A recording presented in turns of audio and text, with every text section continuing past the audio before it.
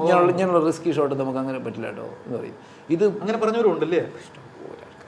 പക്ഷേ ഇദ്ദേഹം ഇങ്ങോട്ടൊന്ന് ചോദിക്കും, ഒന്നുകൂടെ എടുക്കാം, ഒന്നുകൂടെ എടുക്കാം, കുഴപ്പമില്ല. ഫൈറ്റിന് ഇത്രയും ക്രേസ് ഉള്ളൊരു നാടൻ വേറെ. തമാശ അങ്ങനെ പറയാൻ അറിയാത്ത തമാശക്കാരനാണ്. തമാശ പറഞ്ഞാൽ നമുക്ക് തമാശയായിട്ട് തോന്നത്തില്ല. ഇപ്പം ലാലേട്ടൻ പറഞ്ഞാൽ തമാശയായിട്ട് തോന്നും. ചില സമയത്തൊക്കെ നമുക്ക് ഒരുപാട് ഷോട്ട് എടുക്കേണ്ട അവസ്ഥ വന്നിരിക്കാം. ചിലപ്പോൾ ലൈറ്റിൻ്റെ പ്രശ്നം അല്ലാതെ സഹകരിക്കുമോ? പറയാൻ പേടിയുണ്ടാവും. അല്ലല്ല, ഞാൻ മാന്ത്രികം ഷൂട്ട് ചെയ്യുന്ന സമയത്ത് 2 ക്യാമറ 3 ക്യാമറ വെച്ചിട്ടുണ്ട്. അപ്പോൾ 2 ക്യാമറയൊക്കെ വെച്ചിട്ട് എടുക്കുന്ന സമയത്ത് നമ്മൾ പുള്ളി അടിച്ചിട്ട് എവിടെയൊക്കെ പോകുമെന്നൊന്നും നമുക്ക് പറയാൻ പറ്റില്ല. അപ്പോൾ കയ്യിൽ വെച്ചാണ് സാർ ക്യാമറ എടുക്കുന്നത്. നമ്മളൊരു ക്യാമറ സ്റ്റഡി വെച്ചേക്കും. അപ്പോൾ വീണ് കഴിഞ്ഞാൽ സാറിനോട് പുള്ളി ചോദിക്കില്ല, എന്നാൽ അസിസ്റ്റൻ്റ് ആയിരിക്കുന്ന അവരോട് വന്ന് ചോദിക്കും, മോനെ കിട്ടിയല്ലോ, അല്ല വേണം ഒന്നുകൂടെ എടുക്കണോ എന്ന് ചോദിക്കും. അത് വല്ലാതെ ക്വാളിറ്റിയാണ്. ഇപ്പം മറ്റ് ചില താരങ്ങളാണെങ്കിൽ ഒന്നുകൂടി എടുക്കാമെന്ന് പറഞ്ഞാൽ ഇങ്ങനെയുള്ള റിസ്കി ഷോട്ട് നമുക്ക് അങ്ങനെ പറ്റില്ല കേട്ടോ എന്ന് പറയും. ഇത് അങ്ങനെ പറഞ്ഞവരുണ്ടല്ലേ? പക്ഷേ ഇദ്ദേഹം ഇങ്ങോട്ടൊന്ന് ചോദിക്കും, ഒന്നുകൂടെ എടുക്കാം, ഒന്നുകൂടെ എടുക്കാം, കുഴപ്പമില്ല.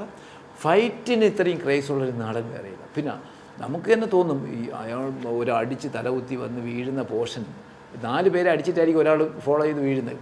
ആ വീഴുന്നതിൽ ഒന്നുകൂടെ എടുക്കണമെന്ന് പറയാൻ നമുക്കൊരു പേടിയാവും. കിട്ടിയില്ല എന്ന് വിചാരിക്കും. കുഴപ്പമില്ല, വേറെ അഡ്ജസ്റ്റ് ചെയ്യാം, അല്ലെങ്കിൽ സെപ്പറേറ്റ് ഒരു ഷോട്ട് എടുക്കാം. ഈ വീഴുന്ന ഒറ്റ ഷോട്ട് കിട്ടിയില്ല എങ്കിൽ നമുക്ക് സെപ്പറേറ്റ് വീഴുന്നവരെടുക്കാമെന്നൊക്കെ നമ്മളൊന്നും വിചാരിക്കും. പക്ഷേ ധാരാളം എന്ന് പറയും കിട്ടിയില്ലല്ലേ. പുള്ളിക്ക് അറിയാം ഈ ഷോട്ട് ചിലപ്പോൾ കിട്ടിക്കാണില്ല, ആ ഷോട്ടിൻ്റെ ക്യാമറ എവിടെ ഇരിക്കുന്നു, അത് ഞാൻ വീണപ്പോൾ ക്യാമറ ഇങ്ങോട്ട് പോയി. അത്രയ്ക്കും പുള്ളി ക്യാമറ വരെ വാച്ച് ചെയ്യുന്ന ഒരാളാണ്. അത് പുള്ളിയുടെ ഇത്രയും വർഷത്തെ എക്സ്പീരിയൻസ് ആണ്. പുള്ളി അഭിനയിക്കുമ്പോൾ തന്നെ പുള്ളി ക്യാമറയിൽ നോക്കി തന്നെ വരും. നമുക്ക് സിനിമയിൽ വരുമ്പോൾ അത് കാണില്ല, അറിയാതെ പുള്ളി ഇങ്ങനെ നോക്കി വരും, ക്യാമറേൻ്റെ പുറകെ വരുന്നുണ്ടോ, മനസ്സിലായി, ആ ക്യാമറ എനിക്ക് കറക്റ്റ് പേഴ്സണാണോ എന്നൊക്കെ ഓരോ നോക്കുന്ന ഒരു വ്യക്തിയാണ്. എല്ലാ കാര്യങ്ങളിലും പുള്ളി അത് ഭയങ്കര ശ്രദ്ധയാലുമാണ്. അത് എല്ലാ നടന്മാർക്കും അങ്ങനെ കിട്ടും. പക്ഷേ ഒരുതുള്ള നടന്മാർക്കും കൊണ്ടുവരും. മലയാള നടൻ ഇപ്പോൾ സുരേഷ് ഏട്ടനായിരുന്നു, സുരേഷ് ഗോപി എന്നൊക്കെ പറഞ്ഞാൽ നമ്മൾ അദ്ദേഹത്തിൻ്റെ സിനിമകൾ നമ്മൾ ജോഷി സാറിൻ്റെയൊക്കെ പടം ശ്രദ്ധിച്ച് നോക്കിയാൽ അറിയാം. ഇത്ര റേഞ്ചിലാണ് പുള്ളി നടന്നു പോകുന്നതൊക്കെ, വളരെ കോമ്പാക്റ്റ് ഫ്രെയിമിലാണ് പോകുന്നത്.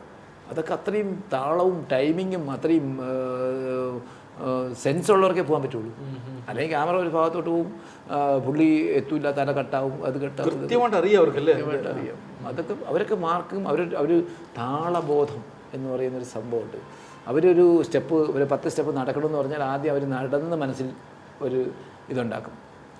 10 സ്റ്റെപ്പ് ഞാൻ നടന്നു, അപ്പോഴാണ് ആ മാർക്കിലെത്തിയത്. ആ മാർക്ക് അവർ മെയിൻറ്റെയിൻ ചെയ്യും. ഈ മമ്മൂക്കയെ കിട്ടുമ്പോഴത്തേക്ക് വേറൊരു ഇതായിരിക്കും, മൂടായിരിക്കും അല്ലേ, അദ്ദേഹത്തോട് കുറച്ചൊരു ബഹുമാനം. മമ്മൂക്കയും നമ്മൾ വിചാരിക്കുന്ന പറ്റും പറയും, മമ്മൂക്ക ഇവിടെ ദേശക്കാരനാണ് അങ്ങനെയെന്നൊക്കെ പറയും. പക്ഷേ എന്നെ സംബന്ധിച്ച് അദ്ദേഹത്തിന് 3-4 പടം ചെയ്തു, CB ചെയ്തിട്ടുണ്ട്. ഞാൻ 4 അല്ല, മമ്മൂക്കയെ വെച്ചിട്ട് ഞാൻ ക്രൈം ഫയൽ ചെയ്തു, അല്ല മമ്മൂക്കയെ വെച്ചിട്ട് ഗോഡ്മാൻ ചെയ്തു, പിന്നെ CB ചെയ്തു, തച്ചിലടത്ത് ചുണ്ടൻ ചെയ്തു, പിന്നെ CBയുടെ 2 പ്രൊഫഷൻ ചെയ്തു, CBI സേവരാമയ്യരും ചെയ്തു, മറ്റേ വേറൊരു പടം ചെയ്തു. CB 2 പടം ചെയ്തു. പിന്നെ ആയിരുന്നാവുള്ള ആനന്ദം ചെയ്തു. പിന്നും ചെയ്തു മധുസാറിൻ്റെ ഒരു പടം, 2 പടം, അങ്ങനെ മധുസാറിൻ്റെ 3 പടം. അങ്ങനെ മമ്മൂക്ക വെച്ച് 7-8 പടം ചെയ്തു. മമ്മൂക്കയായിട്ട് നല്ല കമ്പനിയാണ്. അതൊരു അനുഭവം എങ്ങനെയായിരിക്കും അദ്ദേഹത്തിൻ്റെ? നമുക്ക് ഷോട്ടൊക്കെ പറഞ്ഞ നേരത്ത് കുറച്ചുകൂടെ നമുക്ക് ഒരു എന്നുവെച്ചാൽ തമാശ അങ്ങനെ പറയാൻ അറിയാത്ത തമാശക്കാരനാണ്. തമാശ പറഞ്ഞാൽ നമുക്ക് തമാശയായിട്ട് തോന്നത്തില്ല. ഇപ്പം ലാലേട്ടൻ പറഞ്ഞാൽ തമാശയായിട്ട് തോന്നും. ഇദ്ദേഹം ഇദ്ദേഹം തമാശ അല്ല പറയുന്നത്, പക്ഷേ അദ്ദേഹം തമാശ ആണ് പറയുന്നത്, ഉദ്ദേശിക്കുന്നത്. പക്ഷെ അത് നമുക്ക് ചിലപ്പോൾ സീരിയസ് ആയിട്ട് തോന്നും. അങ്ങനെയാണ്. പക്ഷെ നല്ല ഒരു ജെൻ പേഴ്സണാണ്. കാരണം എന്ന് വെച്ചാൽ നമ്മളെപ്പോഴും എന്ത് കാര്യവും ചെന്ന് പറഞ്ഞാൽ അത് വളരെ സീരിയസ് ആയിട്ട് അപ്രോച്ച് ചെയ്യുന്നൊരു മനുഷ്യൻ. എനിക്ക് ഭയങ്കര ഇഷ്ടമാണ്. പിന്നെ പുള്ളിയുടെ ഒരു ഗൗരവം പുള്ളി പണ്ട് മുതലേ ഇങ്ങനെ മെയിൻറ്റെയിൻ ചെയ്തുകൊണ്ട് എല്ലാവരോടും ഒരു ഗൗരവം, സ്നേഹം ഉള്ളിലുള്ള ഒരു വ്യക്തിത്വമാണ്. ഞാൻ കുറേ പടങ്ങൾ ചെയ്തിട്ടുണ്ട്. എപ്പോഴും എവിടെ വെച്ച് കണ്ടാലും സത്യം പറയാൻ നമ്മളെ വിളിച്ച് ഫ്രണ്ടിൽ ഇത് ഞാനിപ്പോൾ ഈ A1 സിനിമേൻ്റെ ഇവിടെ പണ്ടത്തെ ഷൂട്ടിങ് വൺ സിനിമയുടെ ഷൂട്ടിങ് ചെയ്യാൻ ചെന്നപ്പോൾ സത്യം പറയാൻ അവിടെ അന്ന് അതിനകത്ത് അങ്ങനെ കയറാനൊന്നും പറ്റില്ല. അത്രയ്ക്ക് വളരെ സീരിയസ് ആയിട്ട് മറ്റേ സൗണ്ട് പ്രൂഫായിട്ടൊക്കെ ഷൂട്ട് ചെയ്തത് സാർ. എന്നെ കണ്ടുടൻ വളരെ ഡിസ്റ്റൻസിൽ നിന്ന് എന്നെ കണ്ടുടൻ എന്നെ അങ്ങ് സ്റ്റേജിലേക്ക് വിളിച്ചു. സ്റ്റേജിലേക്ക് വിളിച്ചപ്പോൾ എനിക്ക് ആ ഷൂട്ടിങ്ങിൻ്റെ അങ്ങോട്ട് കയറാൻ പോലും താല്പര്യമില്ലായിരുന്നു. കാരണം വെച്ചാൽ ഈ പണ്ടത്തെ പോലല്ല, ഈ സെക്യൂരിറ്റിയും സെറ്റപ്പും ഗുണ്ടകളെയൊക്കെ നിർത്തിയിട്ടാണ് ഇപ്പോൾ ഷൂട്ടിങ്. നമ്മളെന്നും ആരെ കയറ്റി വിടില്ല. അപ്പോൾ എന്നെ ചെന്നപ്പോൾ അവർക്കൊന്നും അറിയത്തില്ല. അപ്പോൾ അവിടെ ചെന്നപ്പോഴത്തേക്ക് ഞാൻ പറഞ്ഞു അപ്പം എന്നെ ബാദുഷയാണ് എന്നെ വിളിച്ചത്. ബാദുഷയാണ് അങ്ങോട്ട് ചെല്ലാൻ പറഞ്ഞു. അങ്ങനെയാണ് ഞാൻ അവിടെ ചെന്നപ്പോൾ കയറ്റിയില്ല. അപ്പോൾ ഞാൻ ബാദുഷയെ വിളിക്കാൻ പോകണെടുത്തപ്പോൾ അവിടുത്തെ വേറൊരു പയ്യൻ ഷൂട്ടിംഗ് പയ്യൻ അവിടെ നിൽക്കുന്നുണ്ട്. അവൻ ഓടി വന്നു, അവരോട് പറഞ്ഞത് ഡയറക്ടറാണ്, കയറ്റി വിടാൻ പറഞ്ഞു. അങ്ങനെ കയറ്റി വിട്ടു.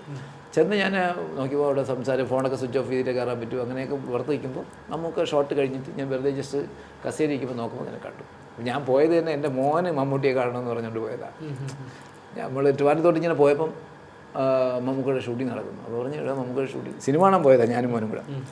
അപ്പോൾ വൈഫുണ്ട്. അപ്പം സിനിമ കാണാൻ പോകുമ്പോൾ അപ്പോഴാണോ പറഞ്ഞത് മമ്മൂക്കയുടെ ഷൂട്ടിംഗ് മമ്മൂക്കയെ കാണണമെന്ന്. പടം മാറ്റി വെച്ചിട്ട് അങ്ങനെ അവനെ കൊണ്ടുപോയി. അങ്ങനെ മമ്മൂക്ക പരിചയം പടം ചെയ്തിട്ടും അങ്ങനെ ക്രേസ് ഒക്കെ ഉണ്ടല്ലേ, മമ്മൂക്കയെ കാണുന്ന നടന്മാരെ കാണുന്ന അങ്ങനെയൊക്കെയുള്ള ക്രേസ് സാറിനും ഉണ്ടല്ലേ? എനിക്ക് അങ്ങനെ ക്രേസ് ഇല്ല. പക്ഷേ ഞാൻ ക്രേസ് ഇല്ല, അല്ല കണ്ടാലും വീണ്ടും അങ്ങനെയില്ല, ക്രേസ് ഇല്ല. പക്ഷേ എനിക്ക് അവരോട് ക്രേസ് ഇല്ലെങ്കിലും ഇഷ്ടമുണ്ട്.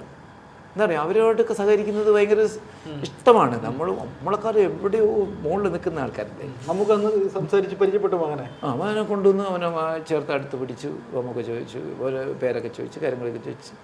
അപ്പോൾ അന്ന് അവൻ ചെറിയ കുട്ടിയാണ്. അപ്പോൾ ചോദിച്ചു നിനക്ക് ഇത്ര ചെറിയ മോനാണെന്നൊക്കെ പറഞ്ഞ് ഇപ്പോഴും പറയും നമുക്ക് അങ്ങനെ ചോദിച്ചെന്നൊക്കെ. അപ്പോൾ അങ്ങനെ നമുക്ക് ഭയങ്കര സൗഹൃദമാണ്. എനിക്ക് ഭയങ്കര ഇഷ്ടമാണ്. കാര്യം വെച്ചാൽ ഞാൻ ലാലേട്ടനെക്കാളും കുറച്ചുകൂടി കംഫർട്ടായിട്ട് ഈ പേടിയുണ്ടെങ്കിലും നിൽക്കുന്നത് മമ്മൂക്കയുടെ അടുത്താണ്.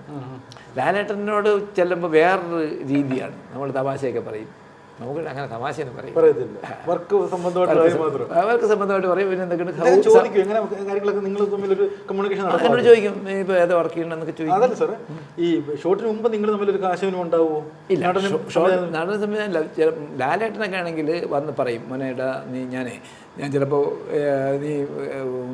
ഞാൻ ചിലപ്പോൾ കുറച്ച് ഇങ്ങോട്ട് കയറി പോകും കേട്ടോ, അങ്ങനെയൊക്കെ പറയും. കുറച്ച് കയറി പോകുന്നു. അത് അമ്പിളിച്ചേട്ടനും ലാലേട്ടനും പ്രത്യേകിച്ച് പറയും. അവർ കൺട്രോളിൽ അവർ അഭിനയിക്കുന്നത് ആ സമയത്തുള്ള ഒരു പെർഫോമൻസ് എങ്ങനെയായിരിക്കും എന്ന് അവർക്കേ അറിയാവും.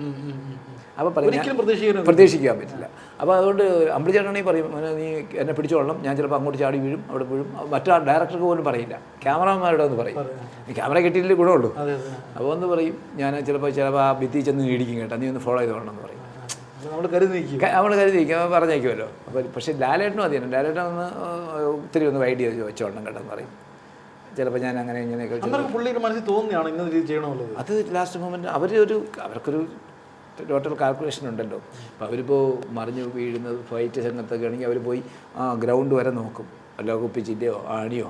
ഇത് മറ്റുള്ളവർ നോക്കുന്നതിനേക്കാളും അവർ സൂക്ഷ്മമായിട്ട് നോക്കും, ഇവിടെ വീഴാനുള്ളതാണ് എന്നുള്ളൊരു ബോധം വേണം. അവിടെ വല്ല കുപ്പിച്ചിൻ്റെയോ ആണിയോ തടിയോ വല്ല കിടപ്പുണ്ടോ, കല്ലങ്ങനെ കിടപ്പുണ്ടോ, ചിലപ്പോൾ മറിഞ്ഞ് വീഴുന്ന അവിടെ ആയിരിക്കുമല്ലോ. നമ്മൾ വീഴുമ്പോഴല്ല, അവർ വീണാൽ അവർക്കൊന്നും പറ്റില്ല. അതെന്തോ ഒരു പ്രത്യേകതയാണ്. ഇവർ ഈ ബുള്ളറ്റിലൊക്കെ ഓടിച്ച് വന്നിട്ട് സ്കിഡ് ചെയ്ത് വീഴുന്ന കണ്ടിട്ട് അതൊന്നും പറ്റില്ല. നമ്മളൊക്കെ വേണമെങ്കിൽ ഇവിടെയൊക്കെ മുറിഞ്ഞ് വാരി നാശകോശമാവും. അതെങ്ങനെയാണ് ഇവിടെ ഇടിച്ചായിരിക്കും വീഴുന്നത്, ഷോൾഡർ ഇടിച്ചാൽ അവർ വീഴും. ഇപ്പം ചില പടങ്ങളിൽ ജഗദീഷൊക്കെ സൈക്കിളിൽ നിന്നൊക്കെ വീഴ്ച കണ്ടാൽ നമ്മൾ അതൊക്കെ സംഭവിച്ചു പോകുന്നതാണ്. പക്ഷെ അവർക്കൊന്നും പറ്റൂല. അതൊരു എന്താ ഗോഡ് ഗിഫ്റ്റ് എന്ന് പറയുമ്പോൾ അതിന് കൂടെ ഉണ്ട്.